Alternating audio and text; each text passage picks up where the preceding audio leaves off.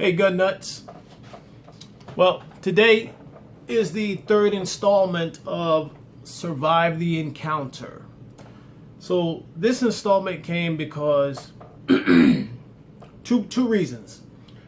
Y'all have heard me talk about Killer Mike. Killer Mike is a former rapper turned activist. He's also pro Second Amendment and a gun owner. Killer Mike was in a convention where he was amongst some leaders, and they were talking all this, revolt and do all this crazy stuff. And Killer Mike likes to sit back and listen to what everybody's saying before he speaks. Wise man. Because he presented this scenario to the whole crowd of, how many of you guys hunt? How many of you guys know how to kill and clean your own food? How many of you guys grow your own food, as in gardening? How many of you guys fish? How many of you guys shoot once or twice a week? How many of you guys know a martial art? And there were a few other scenarios that Killer Mike presented. And then he began to say that you don't do any of these things. You are so much a part of the system as anybody. You're not ready. You ain't gonna be able to overthrow or revolt against shit because you don't have the means to sustain yourself outside of this system. So I thought that was very interesting because it's true. The other part of this video that sponsored this video in my mind is that we had the government shutdown. I was waiting. I was like, yo, it's about to get funky out here. It's about to get biblical. All these people who were, I'm not going to say dependent on the system, but who were attached to the system were all of a sudden about to have no way to feed themselves, to feed their families, to get the supplies they need. Human nature. If I can't get it and I need it, I'm going to take it. And I was anticipating our society, the longer that shutdown went, the more likely that those scenarios were going to start to happen. Looting, breaking and entering, murders, etc. And then I began to look at it from another standpoint, like, if the money stops flowing and the supplies stop coming in, and I was a police officer, and I'd have been to the hood. Pretty sure a lot of you guys out there have been to the hood. I'm not going to risk myself to come out to a call being a police officer if I was a police officer. I don't want y'all to think I'm a cop, because I'm not a cop, man. I'm a homeboy.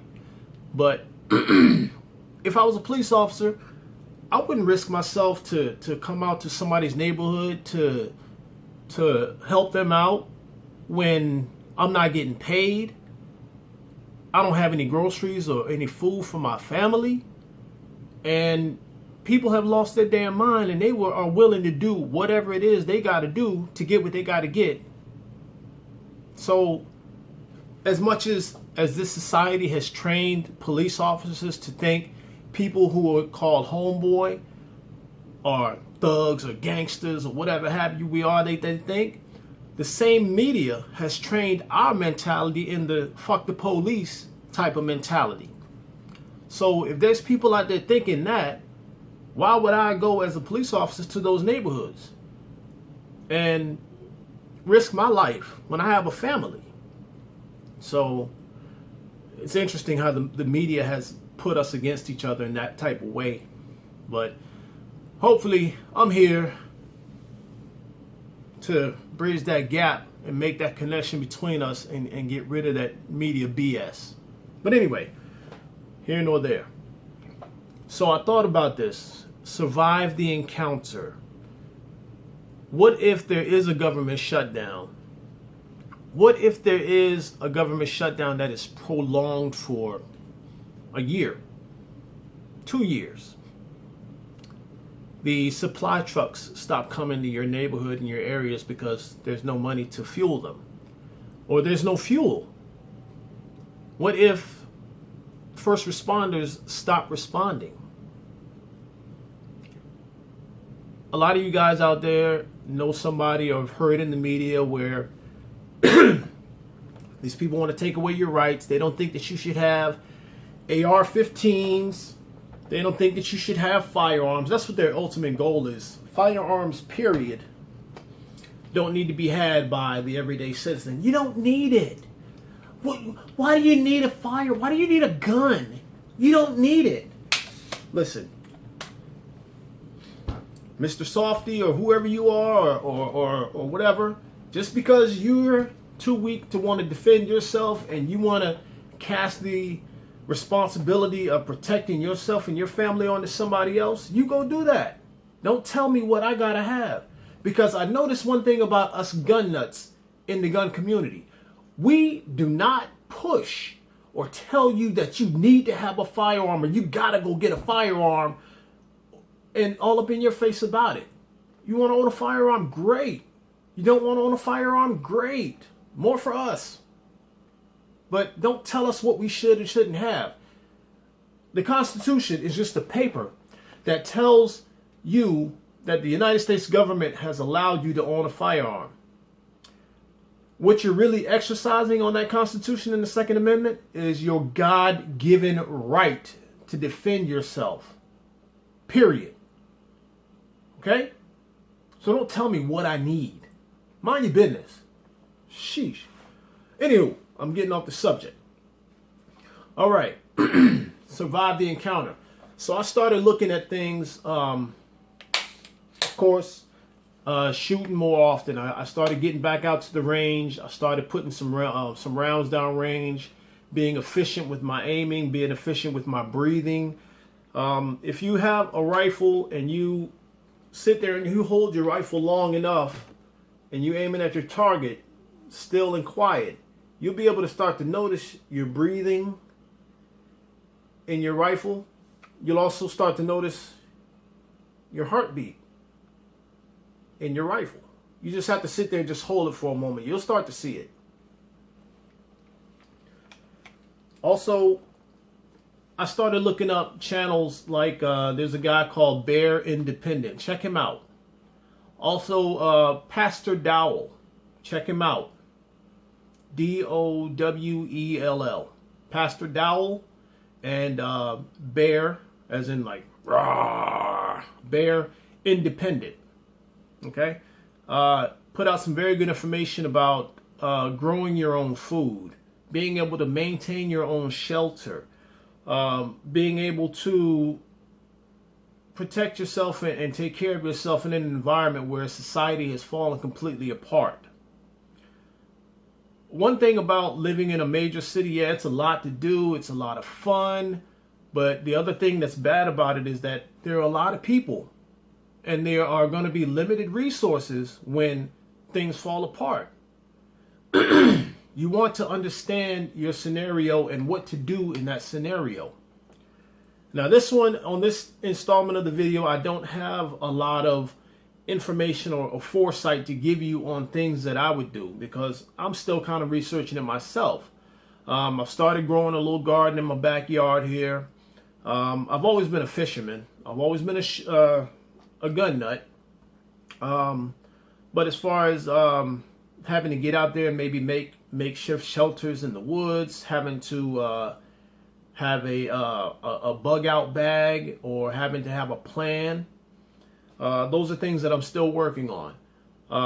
Also, one thing I did run across is that you want to have a community, which is a group of like-minded individuals who have each other's back in the hopefully unlikely event that society falls apart and we all need to head for the hills and take care of each other or take care of our families on our own without any support from any type of system. Okay? Learn how to make a fire. You know, you out in the woods and you need to be able to eat. You need to be able to warm yourself. You need to be able to dry your clothing. You want a fire. Learn a martial art, because eventually these things run out of bullets. I'm a fan of The Walking Dead, so I've been kind of teaching myself a little bit of the staff, the bow staff, like Morgan has. Yeah.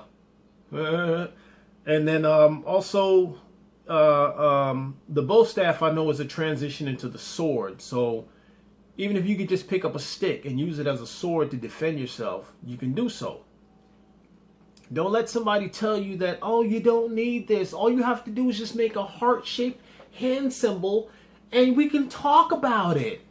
Yeah, somebody's going to take a rifle and butt you in the head and take everything you've got. Maybe kill you and leave you dead on the street. Maybe do something to your family while you're laying there incapacitated. Not to my family, not on my watch, baby. You know what I mean? And I'm pretty sure my gun nuts feel the same way. Because I know I've spoken with a lot of you guys that you got families and everything too. And you got daughters and you got sons and all of this good stuff. Another thing that you want to make sure you do is stock up on supplies. Like me, I'm on medication. I'm working my way trying to get off the medication by changing my diet and the way my body functions as far as responding to my high blood pressure, my diabetes, and my cholesterol. I got all three of those bad boys. But if I'm less dependent on the medication because of the way I'm eating, the better off I am in a long-term scenario where there is no supply of medication. Those are going to be some of the most desperate people. The people who are on drugs, who are hooked on drugs, they're going to be some of the people that will get down, break bad, quick. Those people who need drugs as far as medications, antibiotics, and so forth and so on, those are going to be some people who are going to be some bad boys if society falls apart. Being able to cook and clean your food, being able to, you get what I'm generally saying, right? Just general scenarios that are going to be presented. Medications. Who else are some people out there?